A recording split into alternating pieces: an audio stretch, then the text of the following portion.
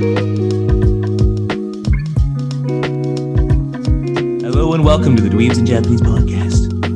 I am one of your hosts, Patrick. And I'm also one of your hosts from a slightly different angle, Khalil. Ooh, and a little bit washed out. And I'm a little washed out. A little under the weather. You're a little under the weather. You're a little bit out of your game. Yeah. Washed up. No, his camera broke, so he has to use his laptop camera.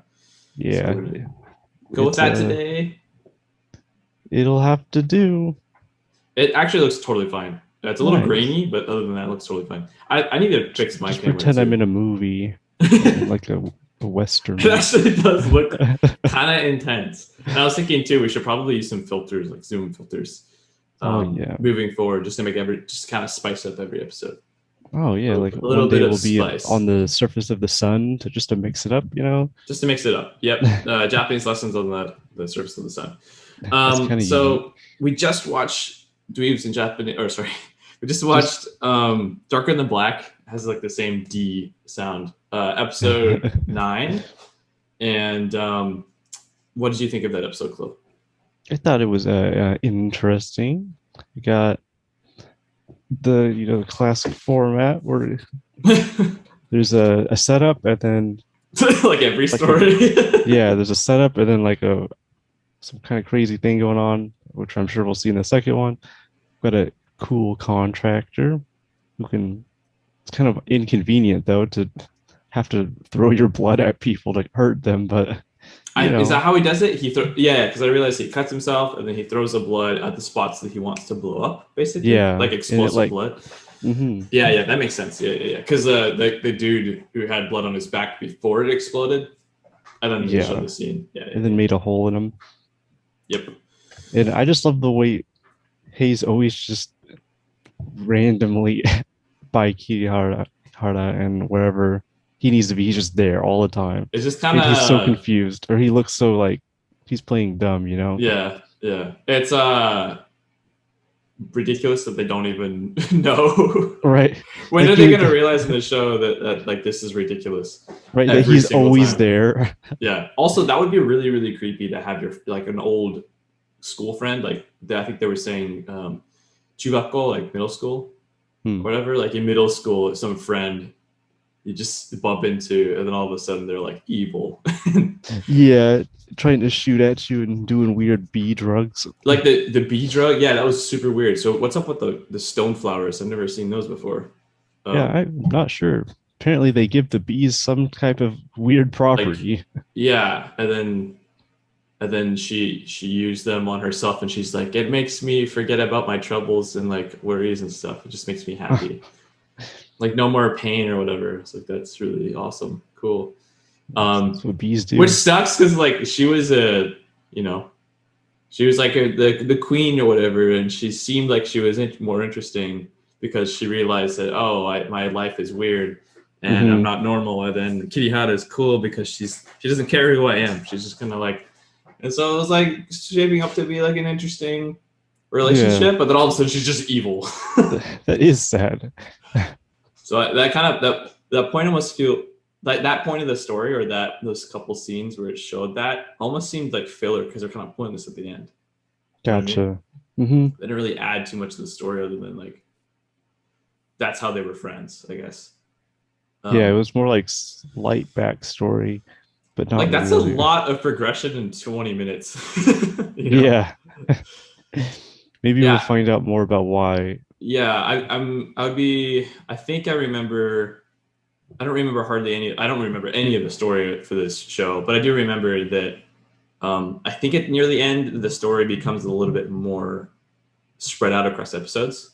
I think so too. So I'm looking forward to that. Because I'm used to that now, right? Where, you watch a show, say like a Netflix show, for example, and they're long episodes. They're basically like mini movies, and they're all connected. So it's just like a continuation of the story before. Yeah. So it feels like one really, really long movie that you can kind of split up, which I like. Yeah, exactly. Yeah. That's how a lot of shows are. Yeah, because you can get deeper. Well, the problem about, television shows before is they were like in the middle of a bunch of different programming, and like you can it'd be commercials and all these other shows that they had to fit time into. So typically they were like really short. Mm-hmm.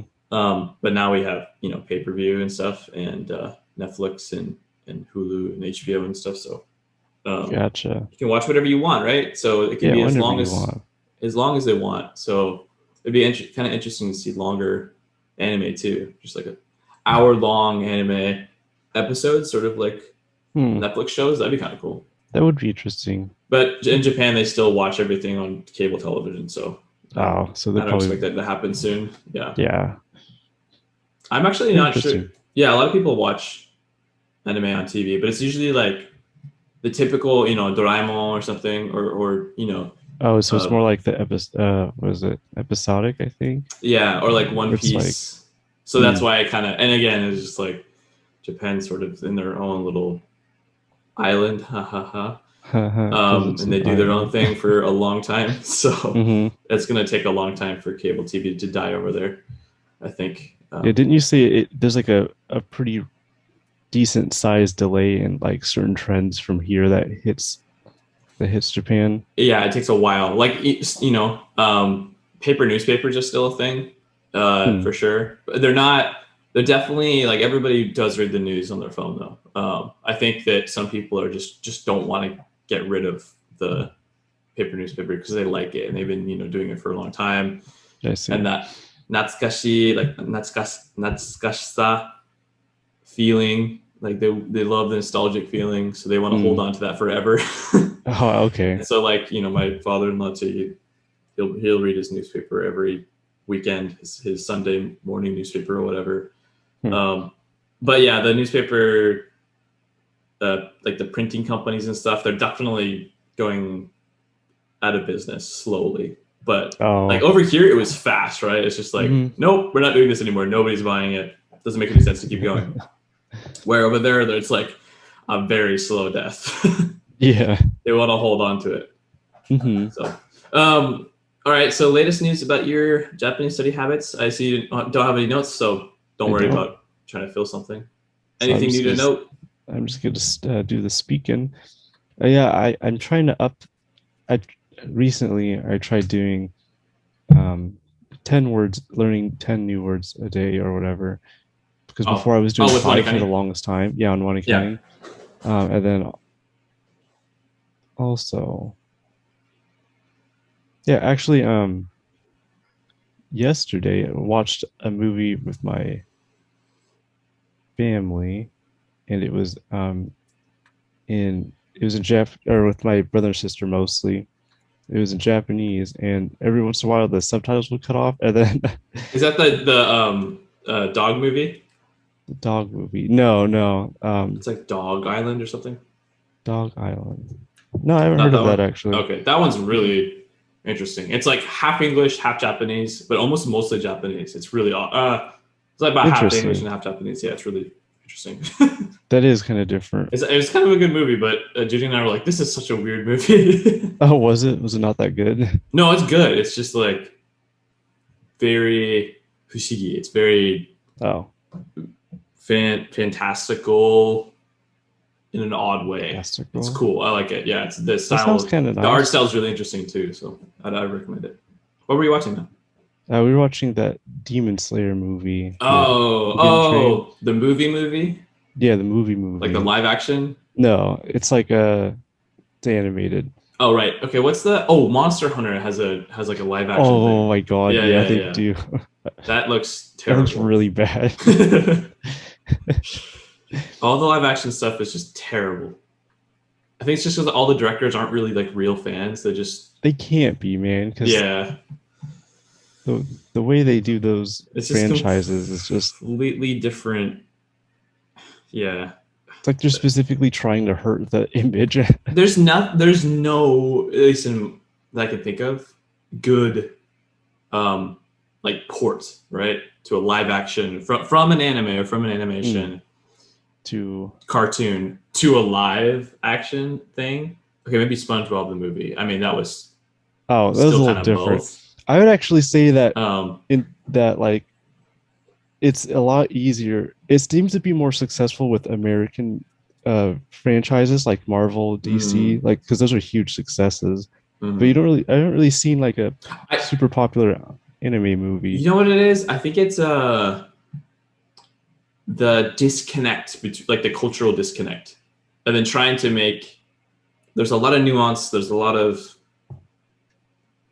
decisions that were made intentionally in the anime or in the animation, like Yeah, Ghibli, for example. And then like a Western audience will only care about a certain couple things and they will just leave everything else out. But those things actually make it unique.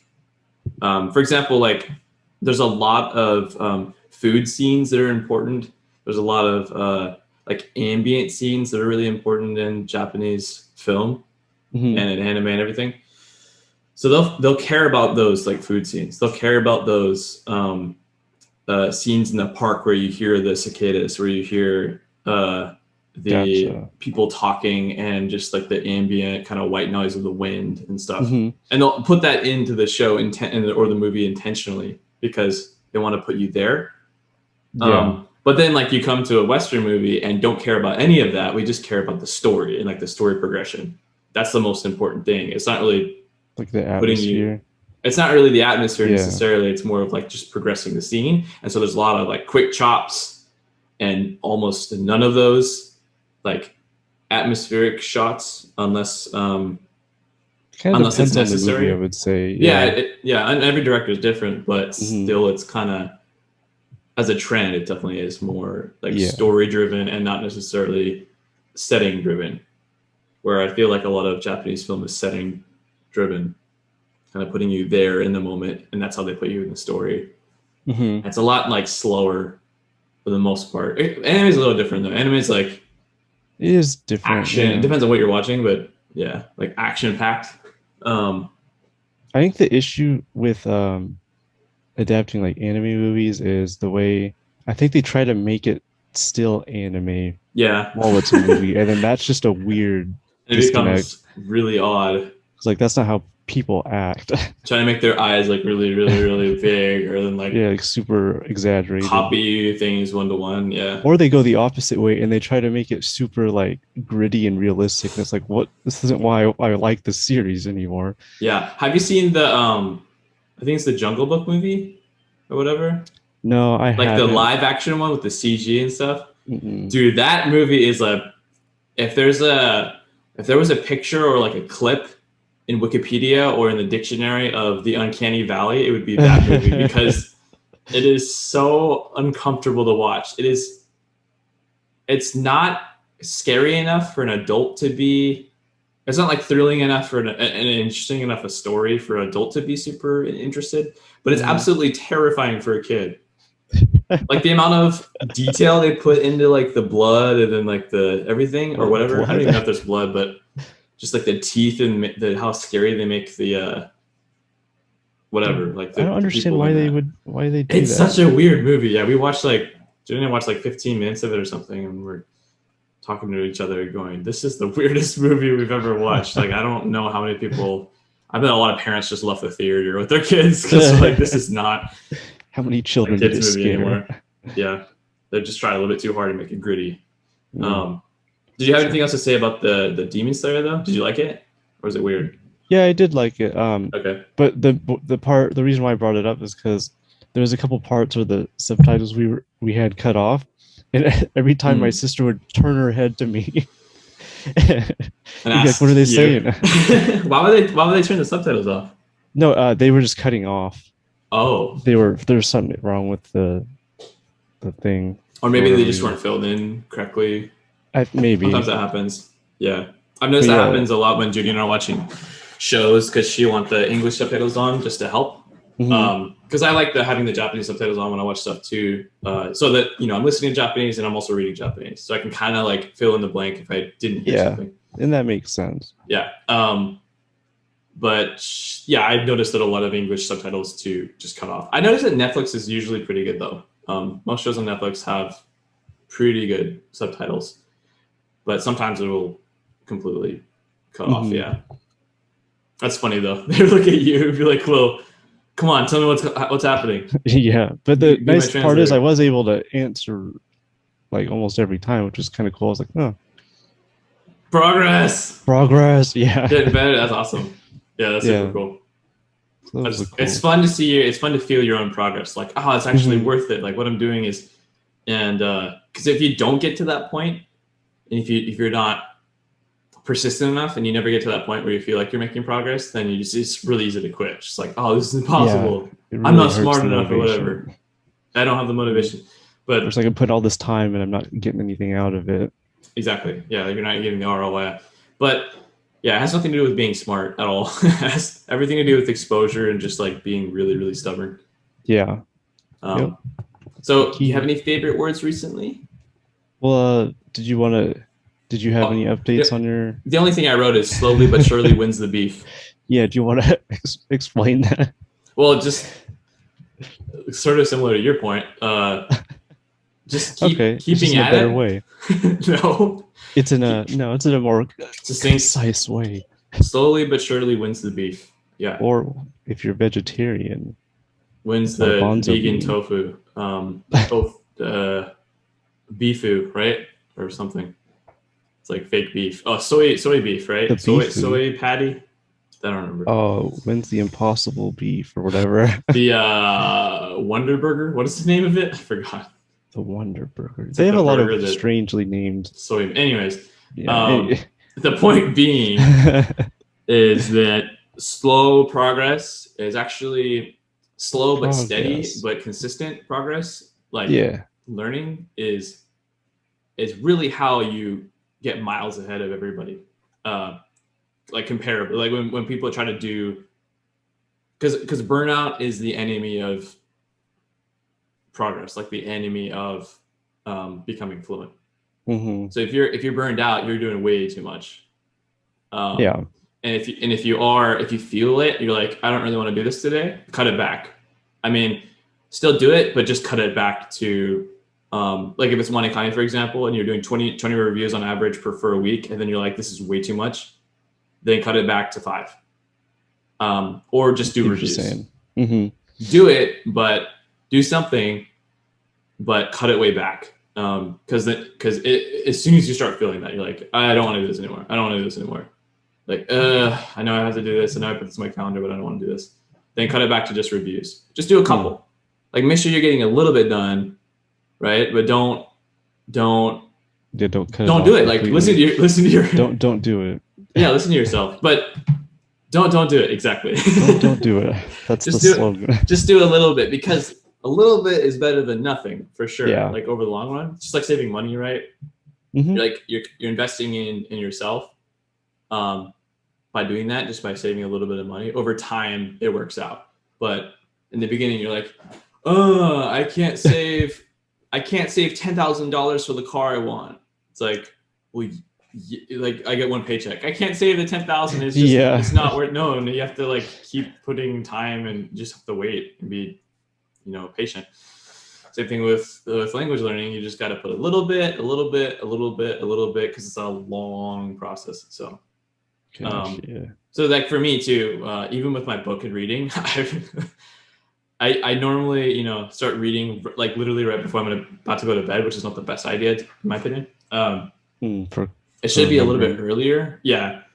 But I've been so busy recently, but I still want to do it. So I'm like, okay, I'll read basically 10 minutes. And so I essentially just read like a page or two and then go to bed. This is of Psychopaths? Yeah, Psychopaths, yeah. Which, interestingly enough, though, there's a lot of weird words in there that I don't really know. So it's a lot harder to read than the other book that I was reading. But it is, I've noticed this too. So I heard this from a podcast I was listening to. Like, I think his name is Jim Quick. And he was talking about, he's like a dude, a thought leader on mind exercises and stuff like that, which is kind of woo-woo, and I don't really, but he's got a bunch of interesting points in like exercises, which I think are cool. If you're, what is it called, back tracing or whatever, when you're reading a book, if you read something and then you have to go back and read it again, then you are not really focused. You're not really interested in what you're reading, or you're too tired, or whatever. Mm-hmm. And if you really do want to read it, like this happens to me all the time. Before I go to bed, I'm tired, and so I'll just like backtrace all the time. I'll be like, read. I didn't understand what I just read, and so I'll like go back and read it again. And so he was saying that actually the way to solve that issue is to one, use your finger or a visual guide. Yeah. Make sure that you're reading. Yeah. And then the next thing to do is you're probably reading too slow, is what he said.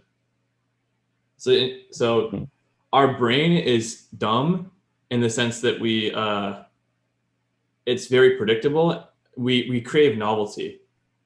So he's like, if you're taking way too much time to read something, then you're kind of not like interested in it. It's not a very interesting point. He's like, have you ever been reading a really interesting book or article or whatever, and you find yourself skipping like down to the end to the interesting parts? And then of course I go, yeah, I do that all the time. Like I kind of skim down the article and find the interesting bits that I want to read, right? Yeah. So in the same way, if you're reading a book and you're going like way too slow, even if it's in a different language, then you're probably not interested in what you're reading. It's like not really important to you. Because if you skim over it and you find something interesting, you'll go back and make sure you understand that part, right? Yeah. So I tried that, and I thought that that really only applies to English because, me reading my English books, I used to do that all the time too. So now I just, when I'm reading my like real estate books, for example, I'll just go and scroll down the page using my finger. I use a Kindle, but look down the page and then just read really fast. And then I feel like I'm not really missing out on anything because I understand way more of it reading fast than I do Japanese, for example. So I'll know if I'm like missing any interesting bits. Yeah. Japanese, right, is a little different because it's not native to us, right? So we don't really, like, I have to go through the page and make sure that, I feel like I have to make sure that I understand everything, which in reality is not true. And it also makes it hard to finish anything. Mm-hmm. So what I've been trying is just like, forget all that and then just read it fast. And then, because if I don't know something well enough, then for me, at this point, it's kind of pointless to go look up every single kanji, look up every single word as I'm going through and reading it. Because then I'll really never finish the book, and worse, I'm not going to enjoy it. And that's kind of the point of reading a book, is I want to enjoy it, right? Yeah. So I tried it, and it's been actually really great. It's actually way more interesting. So I tried that idea. I tried to just read fast, and then I noticed that when I'm reading fast, I will look at the more interesting parts that I know. And the story starts to pop out in me. Like before, it was just sort of I understand this sentence, now I understand this sentence, now I understand this sentence. Yeah. And then trying to think back, like after 2 pages, and to go, what just happened? It's odd because you're focusing so much on the meaning and like the grammar and everything. Mm-hmm. And then going back and saying because I'm reading a novel, right? I'm not reading like a manga or something. I'm reading just Japanese text that has a bunch of different weird sci-fi words and stuff. So instead of doing that, I just go skim. Way slower than English, but I'll still go, and then I feel like I'm following the story a lot more because I'll be like, he set his hand down, and then the next thing would be like somebody jumped up from the roof, blah blah blah. So if you're reading that really slowly, it's like I put my hand down. Great, I understand that. Somebody jumped up from the roof. I understand that. And it's like hard to keep it in your head. Yeah. Most of us have really bad short-term memory. Like we'll forget something pretty quickly. Yeah, that makes sense because there's less time in between. Yeah. So I'd encourage people, because it's been working for me, is to if you're finding yourself really struggling with something, then definitely take some more time. But if it's something for fun and you feel like it's becoming kind of rote work, and you feel like, especially a book if you're trying to do basically what I'm doing, try to read it fast. It helps a lot. And also in English too. Try to read it fast. Try to get to the more interesting parts, because it shouldn't be study for you. And when you get better at Japanese, you can always go back and reread it if you want to. If you really like the story, that's true. You can always go back and reread it. Mm-hmm. It's not really. This is something that took me a long time to learn. It is not about knowing everything. It is about understanding the story and enjoying yourself, right? And then if it's a conversation, it's not about knowing everything. You don't have to know that everything that somebody said to you. You just have to be able to piece together all of like the evidence and kind of figure out what the conversation's about, and then be able to reply and like chime in, ask questions, be able to like navigate it. The same thing with the book. Like you don't have to understand everything at all. Just trying to understand the general gist and enjoy yourself. And if you're not doing either, then you need to think of a different strategy. So yeah. At least the book gets a lot less pressure because you're not like on the spot. If someone which actually makes it harder to do, honestly. Does it? Yeah, because the pressure of being on the spot makes you think harder and think quicker.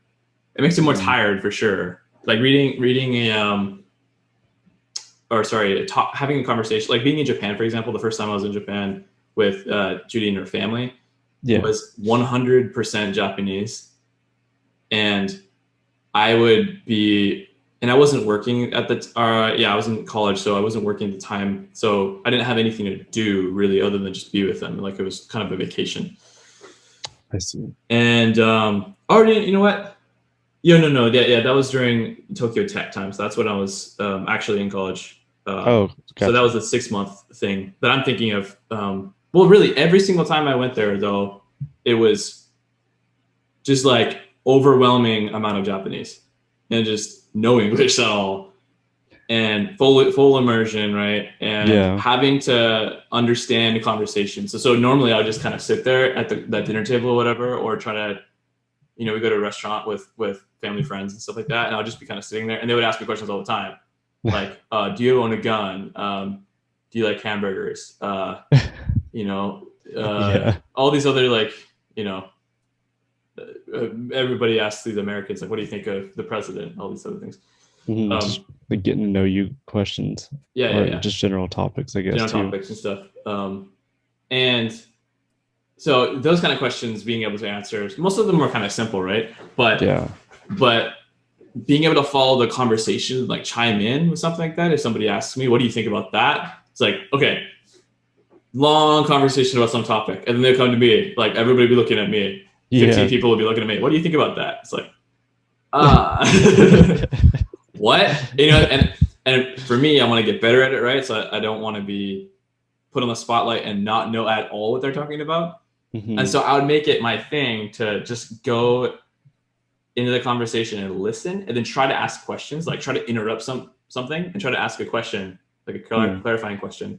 And then often in the beginning, that was kind of scary. It was like, they're having a whole conversation and I feel like I'm sort of part of it, but they're not asking me because they know that I don't really understand everything. So I like try to ask a clarifying question. Then of course, Judy would be sitting next to me, like wanting to help out with everything, right?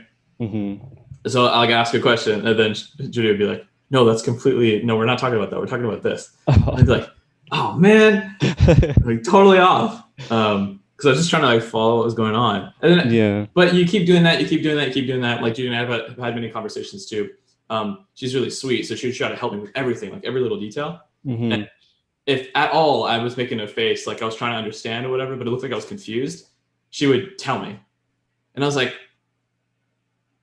you don't have to tell me everything because I'm trying to learn. I'm trying to fight through it myself. And then if I don't understand at all, then I'll definitely ask you, which happens a lot. And so I did that with her too when she was over here with my family and friends. Because that's, for both of us, that's the most computational power that you have to use, right? It's like being with other people who are native speakers, who don't know how to speak Japanese or English at all, depending on where you are. And so they have to, they're trying to have a conversation with her or me, and they don't know how to use either or. So it's like very interesting dynamics. But I actually kind of prefer it that way because, for example, going to Norway, they all spoke perfect English. So if I had any difficulty at all with like trying to speak Norwegian, they would just go back to English. And so I never got better at Norwegian at all. Oh, they would just switch to English? Yeah, because like... Instead of like... Because pretty much everybody over there speaks decent, to some people completely fluent English. Like comparably, Norwegians speak amazing English compared to Japanese people. So for me, I never got good at Norwegian. That was one of the primary reasons. Is I don't need it. Like I can use English and everybody understands me, and it's not that I big of a see. deal. Mm-hmm. Where in Japan, you have to use it because so many people don't speak English.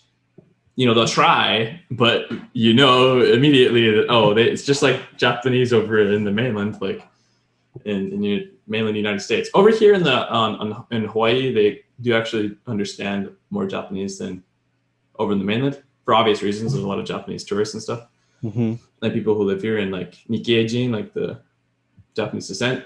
So they understand a little bit more than mainland US, but Makes sense. still, like it's not much. So like trying to It's help, more some comparatively. Japanese people downtown Seattle or whatever, right? And like they're trying to ask you questions on how to get there someplace, and they're trying, and it's obvious to you that they don't speak very good English. And so if you, native English speaker, trying to explain to them like where to go and stuff, Mm-hmm.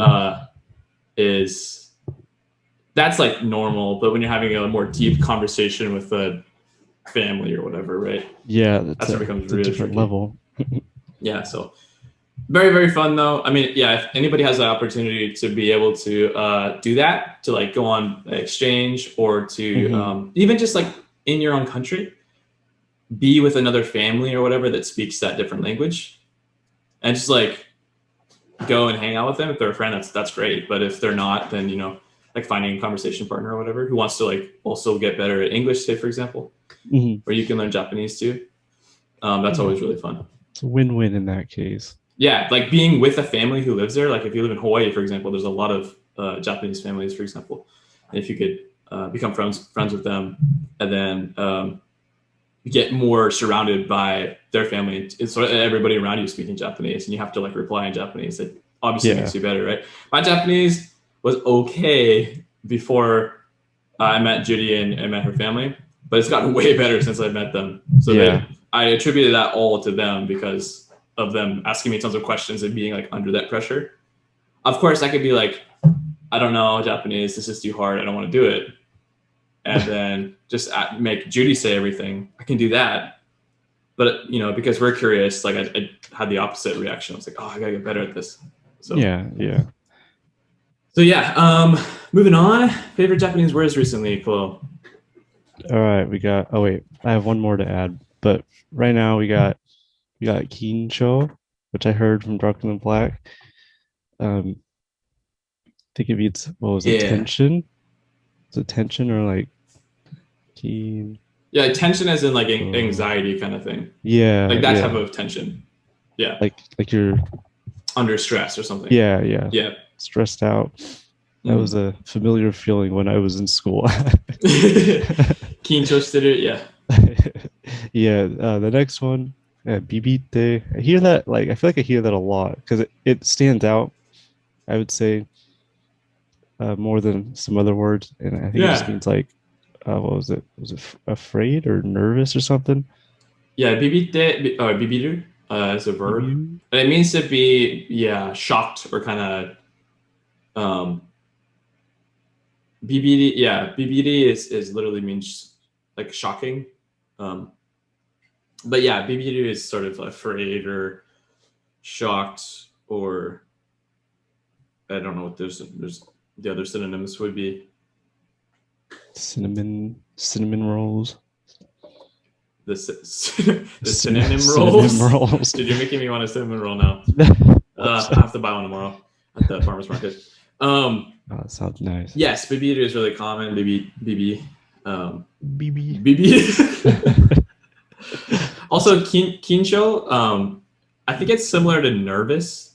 No. Okay.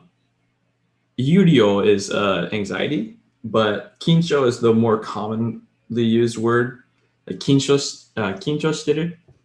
I'm nervous, or I have tension. But you don't say I am tensioning. You say like I'm nervous, right, in English. Oh, I see. Like there's also, isn't there also like fuan? Fuan is different. Like uneasy, like uncomfortable. They're kind of similar. Like how do you feel about your sister going to another country by herself? Like, ちょっと不安. like a little bit uneasy, a little bit uncomfortable. Gotcha. Or like shinpai is right, worry. Yeah. The shinpai, I'm a little worried. But huan can be about other people. It can also be about yourself, though. You can say, kincho. There's a little bit of a nuance there that's hard to explain. They're kind of interchangeable, but kincho is mostly like you're in the moment. Oh, okay. Like kincho shatta, like I'm nervous, like I got nervous. Mm-hmm. Kincho shiru, like I'm nervous in the moment. How do you feel about doing that presentation? Chotto kincho shiru, like a little nervous about that. Mm-hmm. But yeah, that's a good question. I think fuan is another way to sort of say the same thing. It has a different nuance, so it's like uneasy, uncomfortable, not I don't. So huan, right, is like not safe. It's the actual literal meanings of the kanji, like uncomfortable, uneasy type of feeling. Yeah. Huh. Okay. So basically the same thing, but a little bit different. You don't say huan shiru, though. I don't think really. You mostly say kincho shiru, like that's the verb, right? Kincho shiru is the verb, and then huan you don't really use that as a verb. So you would use it more of like just like an adjective kind of. Yeah. Gotcha. Like huan no koto. That would make sense. Your uneasy feelings or something. Yeah. Right. I got a bunch of weird words for my favorite words recently. I have no idea why these were there, but I looked in my dictionary and tokage showed up. I don't know why, but it means lizard. Oh. Maybe it's because we have so many lizards around here. Tokage. And I always end up saying to Judy, lizardo. That's funny because we were talking about lizards last week too. Maybe that's when I looked it up. Tokage is lizard. Tokage. I see that when I was playing Breath of the Wild because my Switch is in Japanese. So that's what they would. Yeah, that would show up like yaki tokage or whatever showed up, the cooked lizard. And you'd cook it. Genshi is the other word I have on here. It means atom. Genshi is like origin or source. I think it just means origin though. Oh, like the particle. Yes. Atom. And she is kodomo. No onyami is she. And so child. So the origin child is atom. Which is interesting. Yeah. And then soryushi is elementary particle. I don't really know what that even means. I think that means something like a electron, proton, or neutron. I think is what soryushi is. It's a little bit different. And so genshi is atom.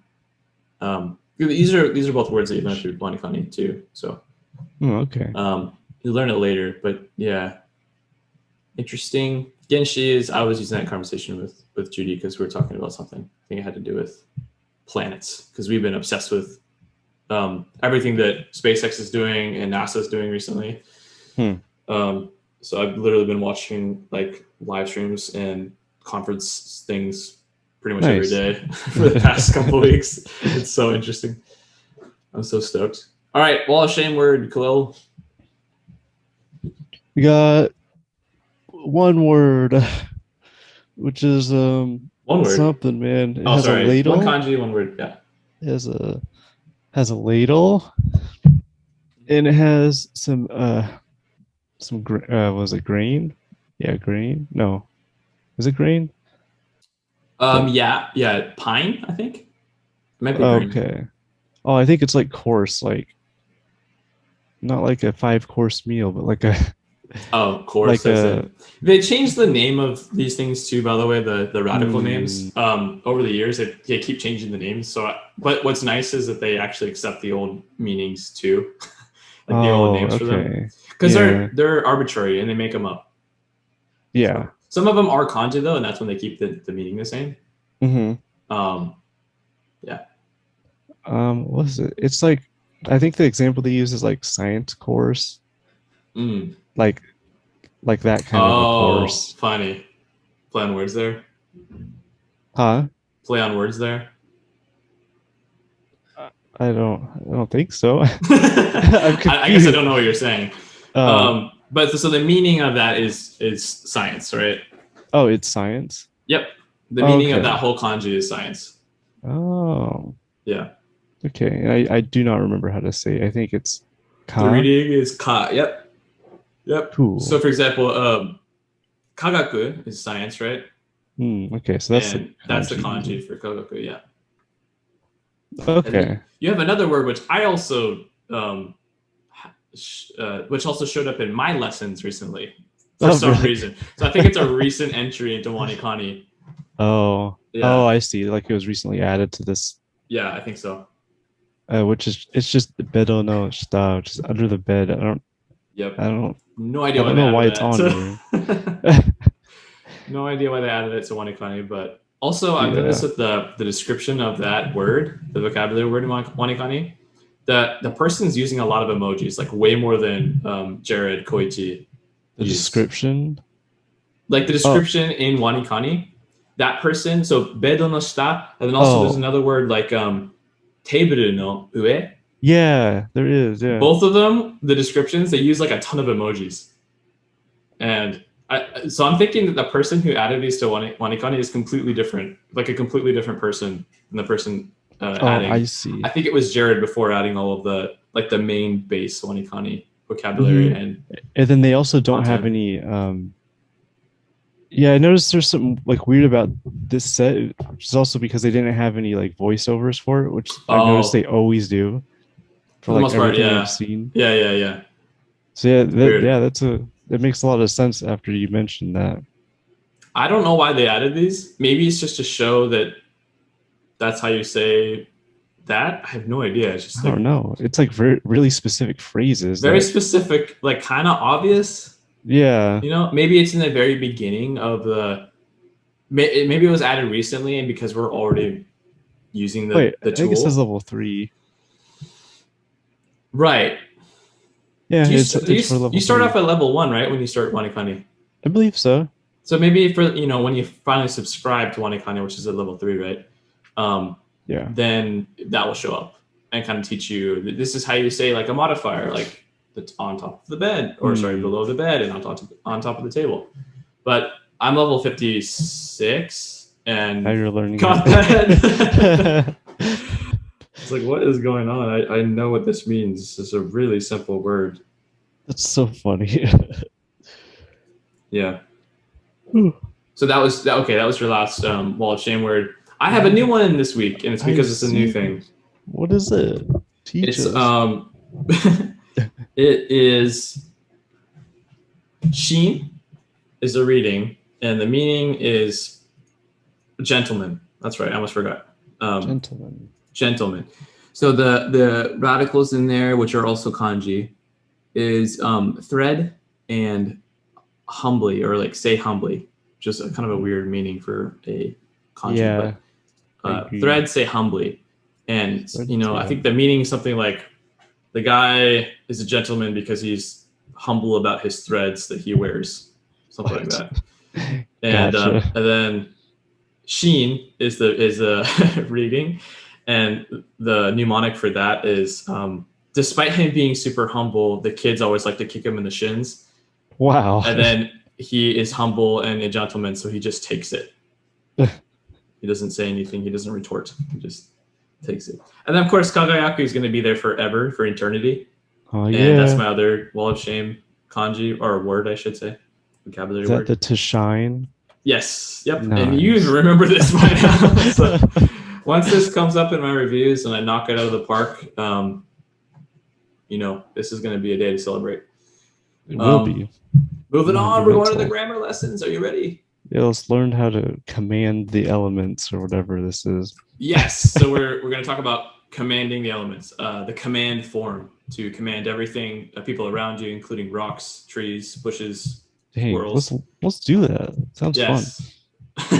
So next time you go to a bush, you should say, I'm trying to look for a good example. This is kind of mean, but say shine, which means to die. That's actually, by the way, one of the worst curse words you can say in Japanese. One of them. There's a couple. There's really no curse words in Japanese, but saying like shine, which means like die, That is kind of mean. is one of the worst things you could say to somebody in Japanese. But saying shine by itself isn't necessarily, it's obviously not polite, but isn't necessarily like something that they don't bleep out words in Japanese TV, for example. Mm-hmm. Like there's no off limit Because they word. don't have anything, right? Yeah, there's no like off limit word, which I think is cool. I like that. Anyways, so for command form, I'm sure you've heard nasai. Yeah. So nasai is sort of the it's more soft than what we just said, the e form. Mm-hmm. But it's almost not, it's not really used. It is a little bit more polite, but it's also used for like kids, for example, or somebody that you're close to, and you'd say that too because you want them. So, for example, "Benkyou shinasai" or "shikudai o yarinasai," like do your homework. You're not saying that because you want to command them to do your homework. You know, it's like it's like a divine order or whatever. You're just saying, you know, do your homework. This is good. This is good for you. This is going to make you smarter or whatever. Like this is going to help you out later. Gotcha. Or even like yasumi nasai, like go rest. Mm-hmm. Well, yasumi nasai literally means go rest. There's a couple other ones like kinasai, which Judy and I say that to each other, joking around, but it means to come. Like come over here. Mm-hmm. Come over here, please. But it's sort of like a command, like come over here. But so that's a nice way to say that is you take like the verb stem and then you add nasai to it. So for example, if you're talking to a kid or whatever, and they're not eating their food, they're just like playing with it or whatever, say tabe nasai, like eat, tabe, taberu, take off the ru, and then add nasai to it. So that's then you have the verb root. Say tabe nasai, like eat your food. Eat. But there's another way that you can say that. It's just a little bit more hard, and you use the a form of the verb. So, for example, eat your food, tabe. But that sounds kind of weird. Tabe. I'm sorry. For taberu, you'd say tabero. Okay. For other words, like owl, for example, meat, which is sort of a weird thing to say, but ae. Another thing you say too, like tatsu is like tate, like stand, you know. Gotcha. So if it's a ru, which is the godan verb, right? I'm sorry, godan verb is irregular. Or sorry, not. Ichidan verbs are the ru. I'm making this more confusing than it needs to be. Ichidan are the easiest verbs for me to understand, at least. And it's the ru ending, right? So gotcha. For the ru ending verbs, the ichidan verbs, you make it ro. So taberu turns into tabero. Or okiru turns into okiro. You know, wake up. Mm-hmm. Tojiru turns into tojiro. And for the godan verbs, which are things like ao, tatsu, waru. That's interesting that waru is in there. That's not an ichidan verb, despite having a ru ending. Oyogu, so like gu endings, nu endings, bu endings, mu endings, tsu endings, u endings. Those kind of have, basically you just take that kana and you make it the a form of it. So ao, ae, tatsu, tate, waru, ware, kaku, kake, oyogu, oyoge, shinu, shine. That's why I mentioned that before. Asobu, asobe, yasumu, yasume. You don't hear this a lot, to be honest. Oftentimes they'll be a little bit more polite and they'll say the nasai form of these. So they'll take like the verb stem, for example, oyasumu turns into oyasumi, and so that becomes like the I say verb stem, but what I really mean is sometimes it's the verb stem, but it's really the noun form Let me think about this. Oyasu nasai. You don't say that. You say oyasumi nasai, right? Mhm. Oh, you know what it is? The godan verbs, for nasai, right? So for ichidan verbs, you take off the ru, and then you add nasai. For godan verbs, the kind of odd ones, but they're not irregular. Like for example, ao, tatsu, waru, kaku, oyogu, shinu, asobu, yasumu. Those you make the noun form. So to not confuse everybody, basically, if you want to say like kaku and you want to add nasai to it, you say kaki nasai, kaki. So you turn it into like the noun form. So oyasumi nasai, very, very common. Good night, basically. But it also means literally go rest. Yeah. Asobi nasai means to go play. Like if your child is bugging you or whatever, and you're at the playground, you're at the park or whatever, and then, you're talking to a friend and they're like bugging you, and they have friends too. It's like asobi nasai, go play. Okay. Yeah, that's the same with the shini nasai. I don't really know when you'd use that. How would you use that? Please die. I have no idea. Maybe you're playing a game or something like that, and somebody's being dumb and they're camping or whatever. A yogi nasai, swim practice. I have no idea. Kaki nasai, they're whatever. Like you want them to write something. Wari nasai, I have no idea when you say that. It's a split. Like I have no idea. That's kind of strange. Yeah. Maybe your chopsticks. Wari bashi are the chopsticks that you split, like the disposable ones. Oh, okay. I guess that would make sense. Yeah. So interesting. Tatsu turns into the noun form, right? So tachi nasai. So stand up. That's common. That's more common than the other ones. And then of course ao turns into ai. So ai nasai. But I've never heard that before in my life. Why would you ever say that? Like go meet something. Yeah. Ai nasai. It's kind of weird. Hopefully that's understandable though. Nasai is way more common. Yamero is very common though. That's the, like, we're talking about the ro form again.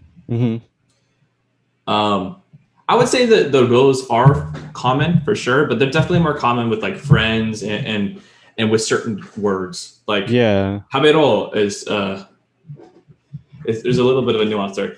Tabero, if you're making it longer, you're adding an u to it. It's kind of a implied u, but based on the length that I said that. So tabero means let's eat. But if you say tabero and you don't add that last u to it, that means eat. Like I'm commanding you to eat. Gotcha. Yeah, there's a little bit of a nuance there, right? But it has a different. It's easier to see it written out if you're basically adding an u to it and then you speak that. Not tabero u, but they just say tabero. If you say that, that means let's eat. If you say tabero, it means eat. Interesting. There's another one that's okay. I forgot to talk about the irregular verbs. So this is really common. So shiro means do. It's like the suru. You turn suru into shiro. So for example, kirei ni shiro, or that means like to clean. Kirei ni shiro. Or there's some other. Oh, that's the one that came to my mind. There's another word, right? Kuru, which means to come. Koi is a irregular conjugation. That means to like come over here. And then another weird one, kureru, which means to like basically to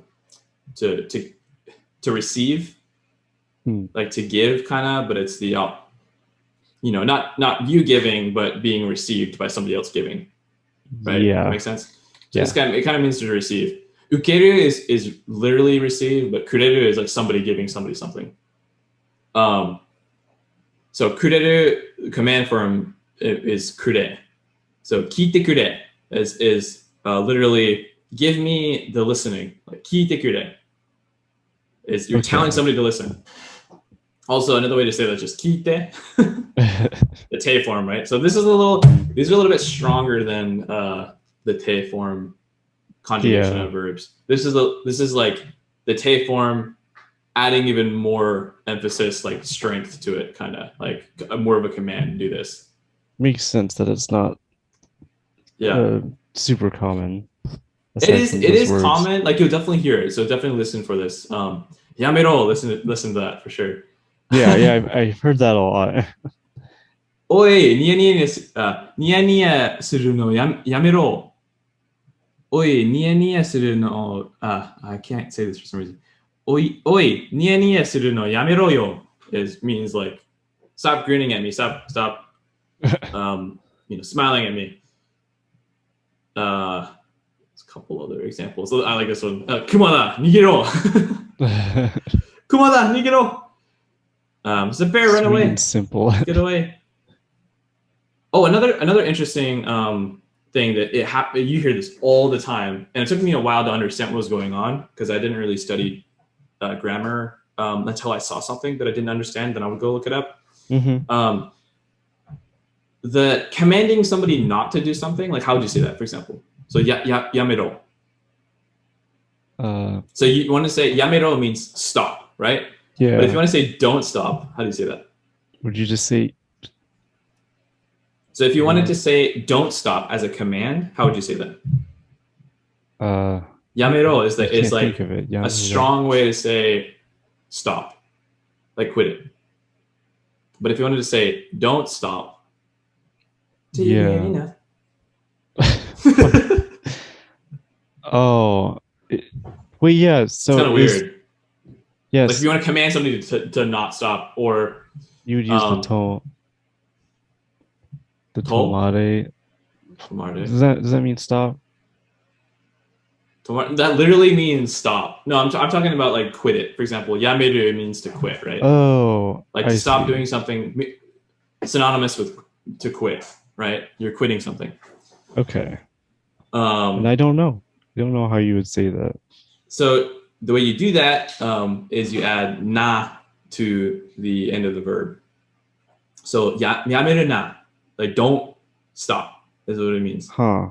It's weird. And then the other weird. I don't know where it came from, to be honest. I think it probably is short for yameru nasa. You don't. I'm not really sure where it came from. Etymologically. I don't know how you would say that. The etymology of it. Yeah. But that's how you make it. That's basically how you command somebody to not do something. Using the ro form. Another. You can use the te form too, right? So I can say yamenai de, like don't quit, right? Okay. But I can also say yameru na, but yameru na is a lot stronger feeling than yamenai de. Yamenai de is like almost a suggestion, like you're commanding somebody to do something, but you're kind of suggesting it. Where yameru na is like don't quit. Oh, I see. You're like tugging a rope or something like that, and it has your car at the end of it. You're like telling the person who's doing it for you, yameru na, don't stop pulling my car out of the ditch. So it's more like it's more immediate and that's a very strong, it's a lot more strong than the te form. Another good example is another strong form is shinpai suru na, like don't worry about it. Don't worry. Shinpai suru, it means to worry. Shinpai suru na. Suru na is really, really common, right? Because there's a lot of nouns that have suru at the end, right? That you make it into a verb. And then so suru na means the negative command. So you're saying like don't do that. So shinpai suru na means don't worry. Another one is naku na, don't cry. And then their example is otoko no ko desho? You're a boy. Don't cry. You're a boy. Is that on this? Oh, here you go. Yeah, that's interesting. And the show is like, the rhetorical question. It's like, it's obvious. They're not going to answer that, but. Jibun no shinjiro. Believe in yourself. Whoa. Zenryoku de yare. Oh, so again, you can kind of use. Yare. Yeah. Right. So they're saying that yaru is a godan verb, and so you'd use yare instead of something like ya something. Well, no, it's a godan verb because it's not. What's interesting is that I think the reason it's a godan verb, I'm trying to think of a good way to explain this. So ichidan verbs again are the ru endings, right? Mm-hmm. But it doesn't mean that every verb that has a ru ending is a ichidan verb.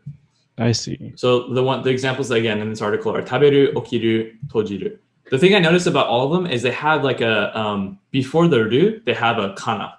Yeah. They have like taberu has be, okiru has ki, tojiru has ji. But the godan verbs, if they end in a ru and they don't have a kana, this might not be true, so don't take my word for it, but this is something I just noticed. The one example they have on the list is waru, right? That's a godan verb because there's no kana next to the ru, before the ru, to help you turn it into a ro. So, for example, waru to waro is not, it has a different meaning than you think it does. So what you really want to say is ware. So for example, yardu also doesn't have, yardu is to do, right? Yardu doesn't have a kana in the middle of that. It doesn't have one next to, like behind the ru. So you turn that into yarde. Don't worry about remembering all of this too much, to be honest. Like listen for it. That's really what I would do, is listen for people actually using it. And then it becomes a lot easier. Like, oh, yare, okay, I know that's like a command. Do it. Gambaro, you hear that a lot too, right? Gambaru. Gambaro is you're telling somebody to like persevere, keep going. Yeah. Gambaro, that's a command.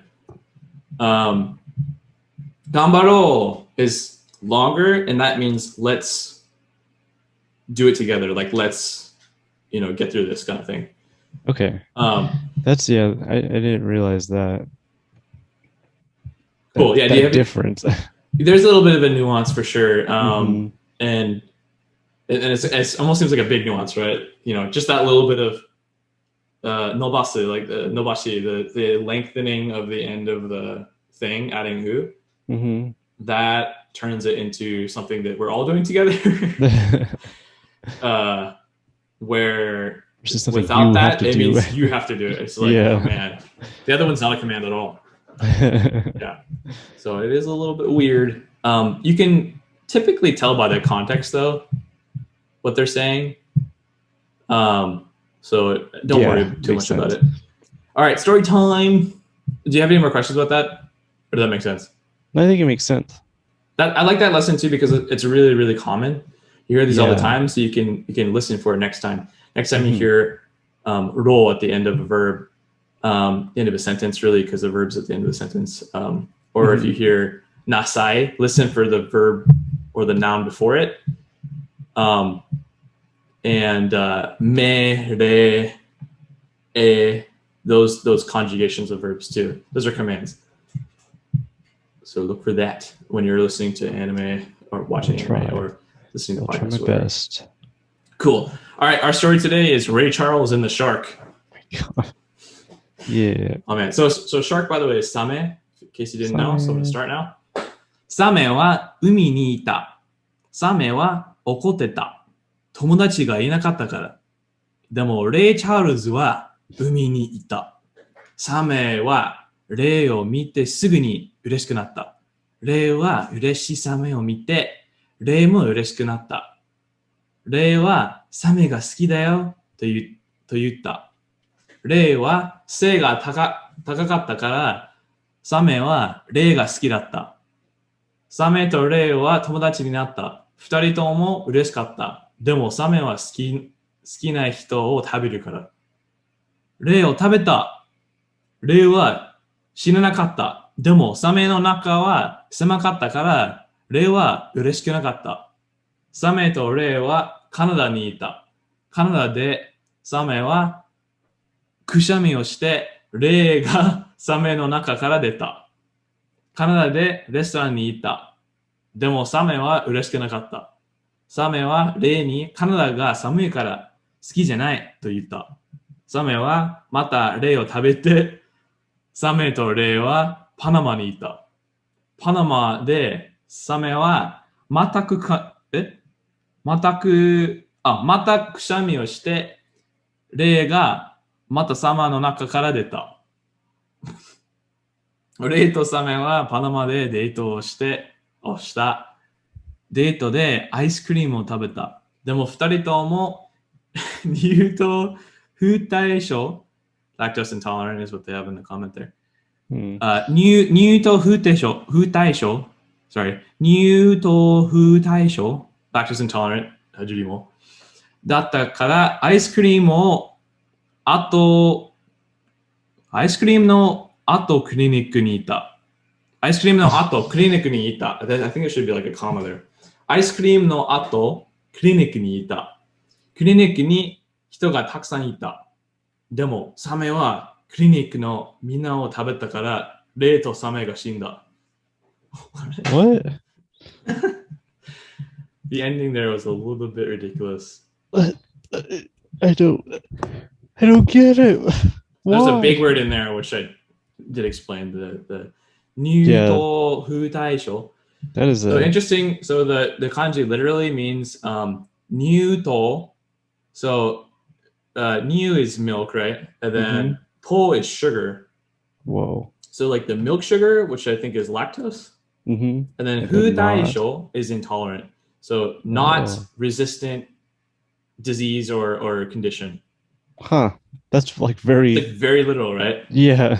Which a lot of English is too when you think about it. Lactose is like a certain name for some chemical or whatever, like or sugar. What is the word? I'm not a biologist. You're the biologist here. What were you looking for? Molecule. Oh. I think the lactose, blah, blah, blah, blah. I don't know any of this biological science. I'm a computer scientist, which is like barely a scientist. So that's interesting. Were there any other words? I know they have like a dictionary table here that were not known to you, Cole? Yeah. That was the one that I didn't know. I didn't know that one either.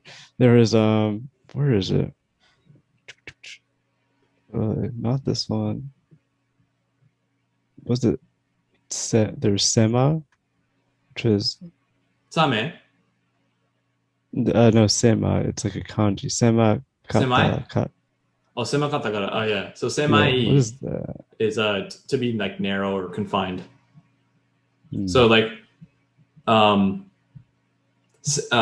example, you'd say like that cave was really small, like narrow. So if there were people who are claustrophobic, for example, you'd be like, semai tokoro ga yada. Like narrow spaces I don't like. I hate.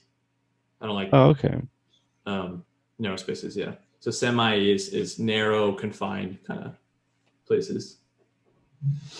Cool. I think that was what about the ato? I recognize I know the kanji meaning, but I don't. Is it just like after? Maybe after, yep. Okay. Yeah, so that's why I said there should be maybe a comma there. Is the ice cream no ato, kliniku ni ita. So ice cream no ato, comma. There's no comma there, but I think there should be a comma there. Ice cream no ato. So after ice cream. You can also say ice cream tabeta ato. Ice cream o tabeta ato. So after we ate ice cream, we went to the clinic. Okay. Ooh. All right, that was the story time. Do we want to have a quick conversation? Sure, let's do it. We could do it. Can be about the story. Maybe next time. Actually, it'd be interesting to also combine the two sometimes too. For example, our discussion about the story, we can do in Japanese. We can ask clarifying questions. Yeah, like at the end, kind of like how they do it at the end. Yeah. Yeah, that'd be a good idea. Let's try that next time. Unless you want to try that now, but I think we're good. All right, do you want to try it now? Yeah, you can. Yeah. All right. It's a good conversation, sir. Yeah, it kind of is. There's a lot to unpack there. it kind of is. Ooh, let's see. There's so many questions. There is. So, I don't know how. Like, how would I ask you your thoughts of something like どうも like, and then could I say like a sentence like, why do you think this happened, or why do you think this was the situation? So you can say どうも like you can say どうも at the end, or you can say なんで like why, and then you say レイさん、レイ・チャールズさんはサメに食べられたと思う。Like, why Mm-hmm. did Ray Charles get eaten by the shark, do you think? So is literally what it means. Okay. All right. Soなんでレイ・チャールズ海にいたと思う Yep, yep. So, 完璧でした。完璧。はい。なんで海に行ったんだろうな。レイ・チャールズ怒ってた。友達がいなかったから、でもレイ・チャールズは海に行った。でもレイ・チャールズが見えないじゃん。目が見えないじゃん。はい。目が見えないのに海に行った。ちょっと危ないね。危ないね。いや、わかんない。全然わかんない。それがなんか謎だね。謎。不思議。不思議だよ。不思議。もうね、多分家族と一緒にいて、それで家族も遊んでたじゃん。海で。それで、レイ・チャールズは、なんか一緒に、ちょっと手伝ってもらってもいいみたいな風に聞いて、で、みんな一緒に海にいて、で、レイ・チャールズはちょっと入ってた。ちょっとだけ。もう海にちょっと入って、でこれ楽しいなとも見えないから、もうなんか普通に、なんか気持ち的に、なんか海の気持ちさとか、太陽の気持ちさとか、それをなんか全部受けて、それでサメに食べられた。じゃないわかんない。それが想像してたイメージ。頭の中に。そう。カリルさんはどう思う？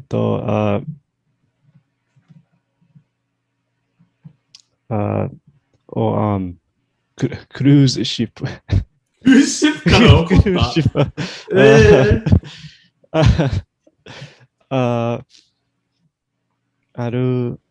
歩きながら。はい、歩きながらと、転んで、何？転んで、それでなんか、落ちちゃった。はい。でも、かわいそう。はい、かわいそう。もうそれ危ないよ。すっごい危ない。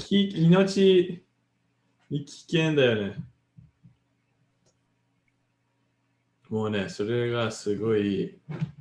で、それで何？もう、だってサメがそこまで浅い場所に来ないね。浅いは何ですか？シャロー。はい。もう大体海の深いところにいるじゃん。海の深いところ。だと思う。そこまでわかんないけど、でも、サメのことそこまで知らないけど、でも、そうだと思う。深いところにいる。それだったらわかる。カリルの意見、アイディアがいいと思う。サメがいる場所が深いところ。それで、深いところだったら、サメにあったじゃん。サメに食べられたから、レイ・チャールズさんが。だから、クルーズシップから怒っちゃって、それでサメに食べられて。でもなんか変なのは、サメが友達が欲しかった。だから殺さないで、もう全部レイチャージがここにいるじゃん。ジョージャで食べられて、で、サメの中でも、ジョージョママみたいな風に歌ってて、で、サメが嬉しくなって、で、一緒になんか幸せに暮らしてた。でも最後の、レイとサメが死んだって書いてあるけど。はい、どうしてアイスクリーム食べたから。アイスクリームを食べたから。だって、二人とも乳糖不対症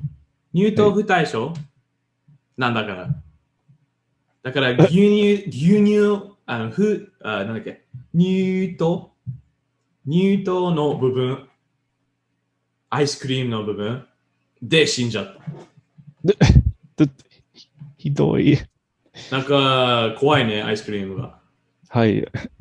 怖い。だから、もうレッスンは、皆さん、アイスクリームを食べるの気をつけてください。はい。危ないから、もうサメとかに関わりたくないからね。サメがもう危ないし。でもサメが寂しいだけじゃん。サメは寂しい。ただ、友達が欲しい。はい。でも、アイスクリームはね、ひどいよ。アイスクリームに殺されたくない。じゃあ、会話に終わりにしましょうか。はい。じゃあ、おしまいでーす。終わりです。Sweet. That was fun. It'd be fun to talk about stories like that. Yeah, because it's just so you get a better chance to use more words, I think. Yeah, that's a good point. Yeah. And there's more like content to discuss. Yeah, and it kind of flows nicely with. Yeah, let us know how that was, by the way, too, if you want to of course. comment. And Everyone's input is important. I think that flowed pretty well, and more to talk about, and it's easier to have the discussion about like the details, like how is he in the ocean, stuff like that. The follow-up questions are easy to think of. Did you kind of understand the gist of what I was saying? I think so. There's some parts where I was getting lost. I know. I tried in and out. Not to. Yeah. But that's mostly how conversations go, right? In another language, it's like you'll understand all the words and all the grammar parts that you're familiar with. And all of a sudden they'll use something that's more like native or whatever that you haven't heard yet. Yeah, so exactly. You have to go like, I know what same means. I know what that means. Yeah. Yeah. And then the more you hear it, the easier it is to like regurgitate it. Mm-hmm. All of my speak is just regurgitated Japanese from Judy and my in-laws, so and her friends, basically. Yeah, it's super helpful though. So when I talk to like a scientist or something, or anybody who is more like scholarly, I'm completely lost because they don't talk that way. So, and it's a lot of new words too that's not used in normal. Ton of new words, yeah. Well, even between like, fields too. Even between fields, I'm sure you have a whole bunch of computer science terms that I just have no clue what they mean. Yeah, sure. Like are common for you. An asynchronous request, or or a service persistence layer, or item potency. You probably don't know any of those. Yeah, but I don't know any of the words that you know. So yeah, that's for sure. When it comes to like sciencey words, field words, like specialist words, it kind of makes sense. But most of the time, you don't need any of that. You just need general conversation words, right? So. Pretty much any word can be broken down into general conversation words if you try hard enough. If you try hard enough, yeah. And with that, let's end this baby. All right, everyone. Got your outro? I ask this every time. Yeah, I just go. Mine goes blank. Lee. バイバキーン。じゃあまた会いましょう。